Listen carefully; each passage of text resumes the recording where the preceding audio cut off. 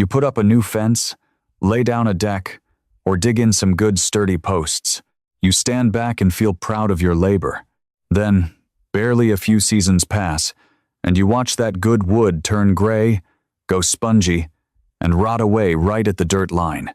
Before you know it, the whole structure gives way, and you are stuck pulling it all apart to start over.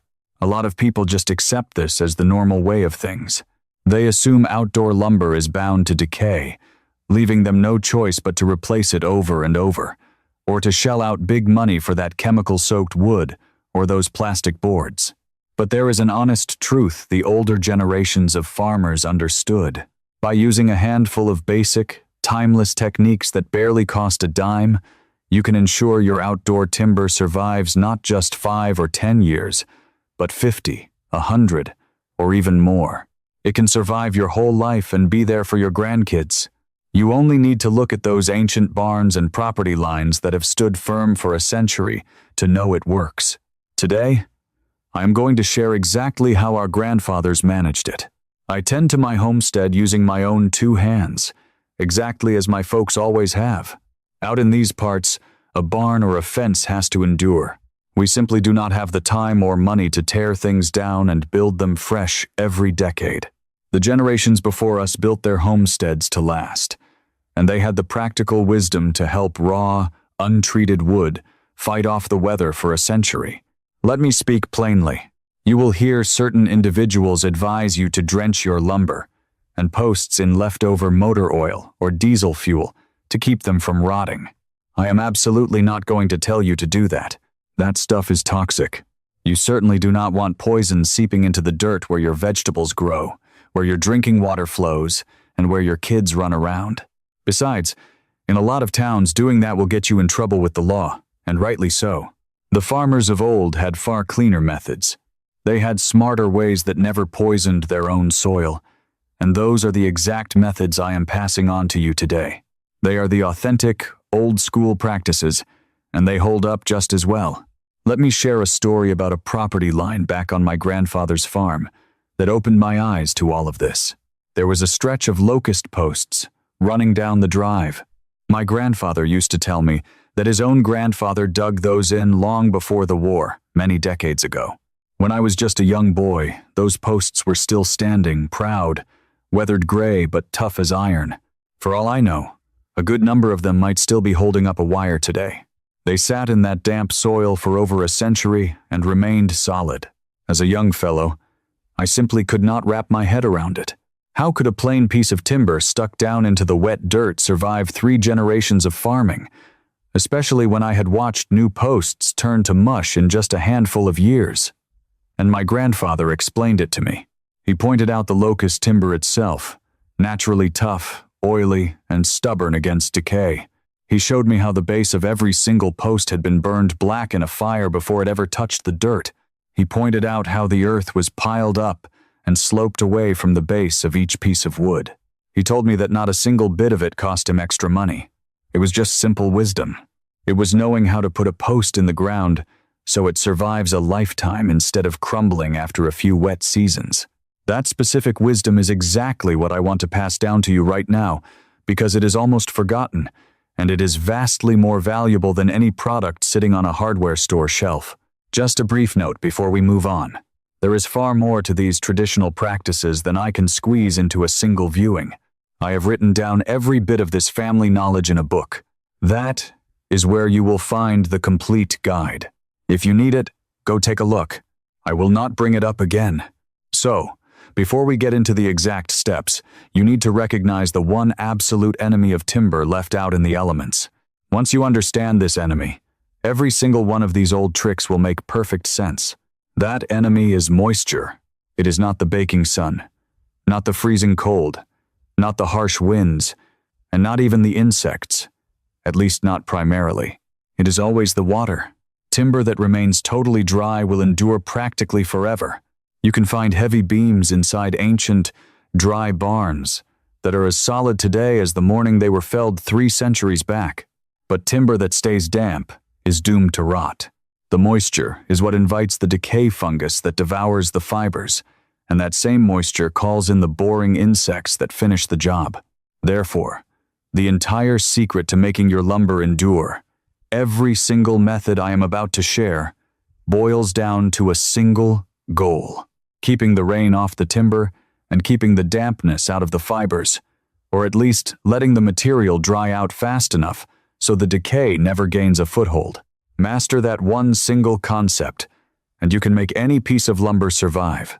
So, let us walk through exactly how the old-timers kept their wood dry. The very first technique is arguably the smartest, yet it is the one people overlook the most. You need to put a little roof over it. Now, I know that sounds like an odd thing to do to a fence, but hear me out. The master builders from the old days, and you can see this beautifully on ancient Japanese gates that have lasted hundreds of years, would attach a small roof, a little wooden cap, or an angled board straight across the top of their fences or over an upright post. Why? Because the top portion of an upright timber, the cut end grain, sucks in moisture exactly like a drinking straw. It pulls in dampness much faster than the flat sides ever could. When a fence has its cut tops pointing straight up exposed to the rain, it swallows every drop deep into its center, and it begins decaying from the top down.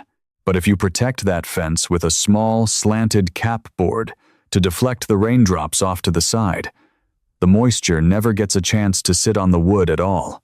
The rain slides right off, and the timber underneath remains dry and strong for generations. You can do the same exact thing for a single upright post by simply adding a little cap, or cutting the top at a sharp angle so the water sheds away instead of soaking in. It is the easiest trick in the world, just laying a protective strip along the top edge, and it might just be the single greatest action you can take to help a fence endure. The old farmers always capped their uprights and roofed their boundaries, and that is a major reason those structures still stand. You really need to grasp the reason behind shielding the end grain, because it is the main cause of half of all the decay you see. A piece of lumber is like a tight bundle of tiny drinking straws all running end to end. The place where you saw across it is where all those little straws are wide open, ready to suck down any puddle that sits on them, pulling the dampness way down into the heart of the wood where it rots out from the inside.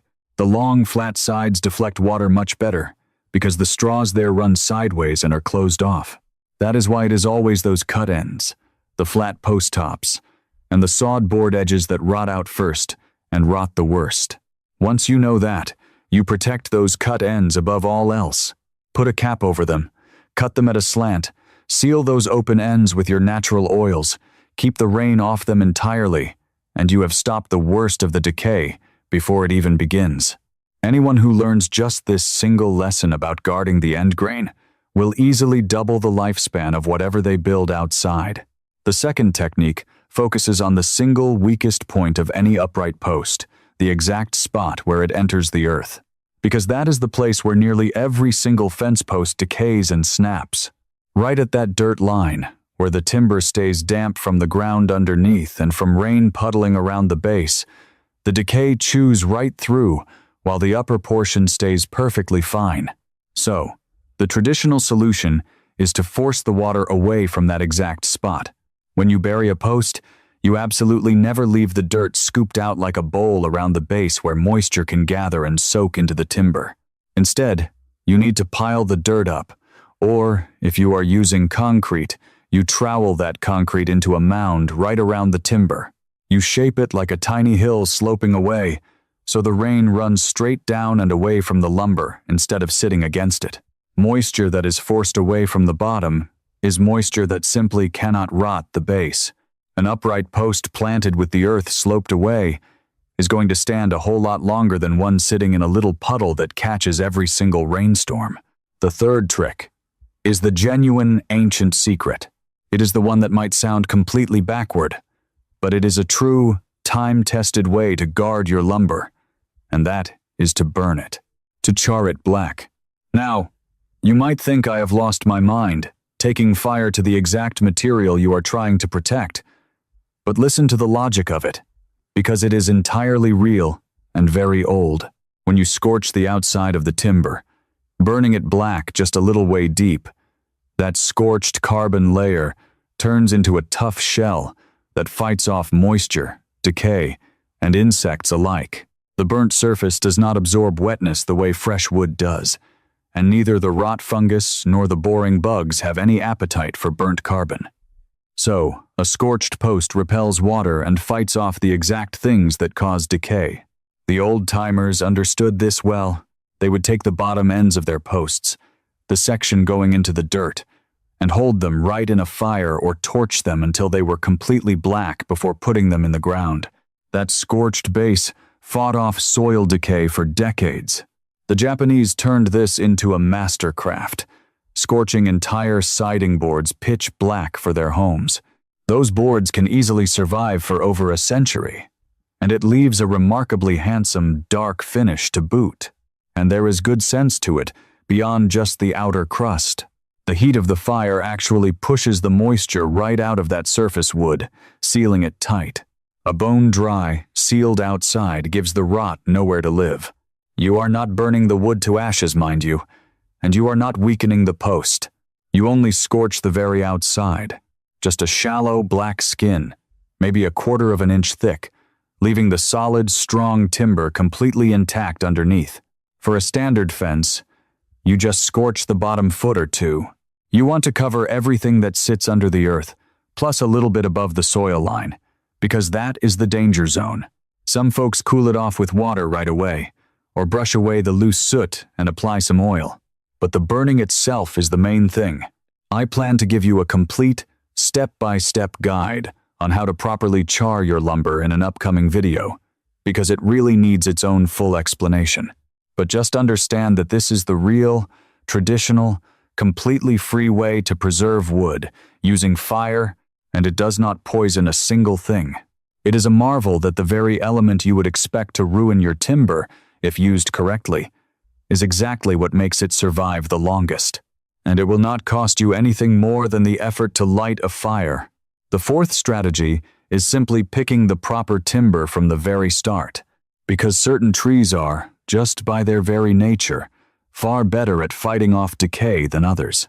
And the generations before us knew exactly which trees to cut for posts and outdoor chores. Pale, soft lumber like standard pine decays incredibly fast out in the elements. But specific trees hold their own natural oils and defenses that fight off decay for decades, even without any extra help. Cedar is one of those.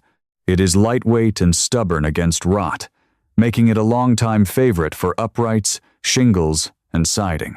Black locust is another, and it is legendary for fencing. It is so tough and decay-resistant that the old-timers used to say a locust post will outlast 2 post holes.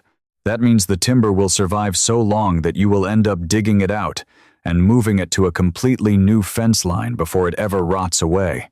Locust timbers put in the ground by a grandfather will easily still be standing for the grandson.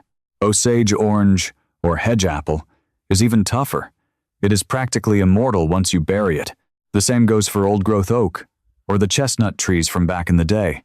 So, if you are putting up a fence meant to endure, you need to hunt down locust, cedar, or Osage orange, instead of settling for soft pine. Do that, and you are already halfway to 100 years without lifting another finger. Stick to the lumber the old folks used for the task, because they figured out over many lifetimes exactly what survives. And here is an essential fact you should know about any tree: the heartwood, which is that dark, heavy timber right from the very center of the log, is vastly more stubborn against rot than the lighter sapwood found just beneath the bark. That is because the heartwood is the mature, dead center of the tree, packed tight with its own natural preservatives, whereas the sapwood is young, soft, and decays in a hurry.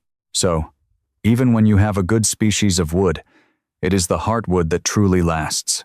A timber cut entirely from solid heartwood will easily outlive one that still has a lot of that pale sapwood clinging to the edges. The old lumbermen always picked their fence posts specifically for that dark center wood. A genuine locust or cedar heartwood post, buried in the earth, is just about as close to forever as timber can possibly get. Pick the proper tree.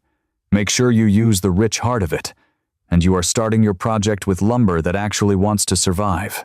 The fifth trick is simply keeping the lumber out of the damp whenever you can. Get it off the ground and away from puddles. Wood left out in the open breeze, nice and dry, will last almost forever. But wood stuck in soggy dirt or holding onto moisture decays in a hurry. So, always lift your wood off the earth, if possible. Set your deck posts on a stone or a metal bracket instead of burying them in the mud. Make sure a board has breathing room underneath instead of laying flat against the dampness. The old-timers rested their barns on stone foundations to get the timber up and away from the wet soil, and that elevation is a massive reason those beams survived. A good breeze moving around a piece of lumber keeps it bone dry, and dry timber simply cannot rot. Lift it up, let the wind hit it, and stop it from holding moisture. This is exactly why two planks squeezed tight together will rot right down the middle, because the water gets trapped and cannot dry out. But if you leave a little breathing room between those same planks, they stay solid. It is the same reason a deck board warps and decays when it lays flat and traps puddles. The master builders always made sure to leave gaps and breathing spaces. So, whatever you are putting together, think about where the rain will sit and where the breeze can reach. Build it so the water runs off and the wind dries every single side.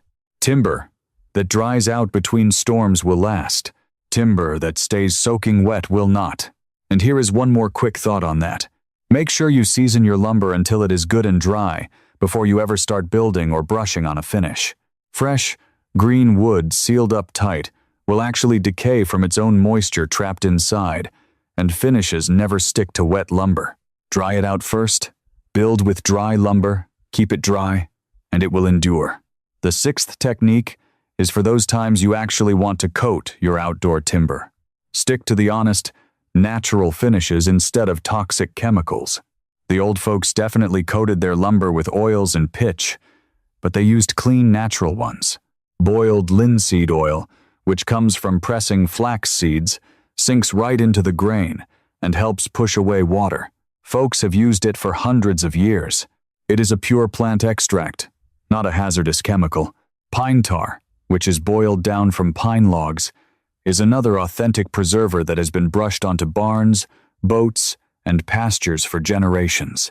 A lot of times, the old-timers would blend that linseed oil and pine tar together to create a fantastic, traditional coating that guards the wood for years without hurting the earth. Now, you do have to recoat them every few years as the weather wears them down, but they are pure, time-tested, and reliable. They will never poison your dirt or your well water. So if you need a brush-on coating, grab the boiled linseed oil and the pine tar. Leave the used motor oil sitting in the garage. A quick note on applying that linseed oil. It works best if you warm it up slightly and thin it out, really letting it soak down into the fibers, especially those cut ends. Give it 2 or 3 coats, letting each one dry completely before adding the next. It takes a while to dry, so let the sunshine do its work. And I must give you one serious safety warning, because I will always tell you how to stay safe. Rags soaked in linseed oil can catch fire all by themselves as they dry, with no spark needed at all. Never leave a pile of oily rags crumpled up in a ball. Lay them out flat in the dirt to dry completely solid, or drown them in a bucket of water before you toss them out. Remember that rule, and linseed oil is a wonderful, safe finish. As for the pine tar, you can slather that on nice and thick for a dark, tough shield on a fence or barn. Mixing it with the linseed oil just helps it spread easier and soak deeper. These are the true historic finishes, safe and tough as nails. Now, let me speak a brief, honest truth about why these cheap, reliable ways were forgotten while everyone started buying expensive treated boards and pricey stains. I am not trying to get anyone upset, just showing you how things work. There is a whole lot of profit in selling pressure-treated planks at a premium, in $200 buckets of deck sealer, in $30 plastic boards, and in tearing down and rebuilding structures that were never designed to endure. But there is absolutely zero profit in a fellow knowing he can protect a fence with a scrap piece of wood, burn his post bottoms in a campfire, pick out a locust log, and brush on a little flax oil and pine pitch for pennies. You cannot put a patent on a slanted roof cap, a burnt piece of wood, or a flame. So, no company pays to advertise these traditional methods. No industry profits from teaching them. They just faded away from common knowledge because the expensive items got all the marketing. I am not claiming some big group plotted this out. Nobody needed to. It is just a system that naturally rewards selling the same expensive sealers and treated planks over and over. It does not reward teaching folks the free, old-fashioned tricks that make raw wood survive a century. So the old knowledge quietly slipped away. Those old farmers put up fences and barns that outlived them for generations without spending much, simply because they had to and they had the know-how. So, there you have the traditional ways to make your outside lumber survive a lifetime and beyond. It all boils down to keeping the moisture away. Put little roofs and caps on your fences and uprights so the rain deflects off the top. Mound the earth away from the base of your posts so puddles cannot gather. Scorch the bottoms of those posts in a fire to create a tough, rot-proof crust. Seek out those naturally stubborn woods like locust, cedar, and hedge apple for the heavy lifting. Lift your timber up off the wet dirt so it can breathe. And if you coat it, stick to the pure linseed oil and pine tar instead of the toxic stuff. Follow these steps, and your project will stand strong long after a store-bought version is turned to mulch, and you will have done it for pennies, just like those ancient barns still standing today. Now, I want to hear your thoughts, and I mean that honestly, because I learn about the whole country from reading what you write. Leave a comment down below and tell me. Do you have an old fence, barn, or deck on your property that has defied the years? Do you happen to know how the original builders protected it? Make sure to mention your county and what your weather is like, too. Those damp, rainy areas eat up wood much faster than the dry regions. And I really enjoy mapping out where you are all writing from. I read every single one. Next time, I'm going to walk you through the complete, traditional method of scorching wood, step by step. I will show you exactly how to blacken your timber with fire to get that decay-stopping, water-shedding, beautiful dark finish that lasts a century. It is an authentic, ancient practice that only costs you a match. The folks from the old days built things with the intention that they would outlast them, to be passed down strong and sturdy to their kids and grandkids.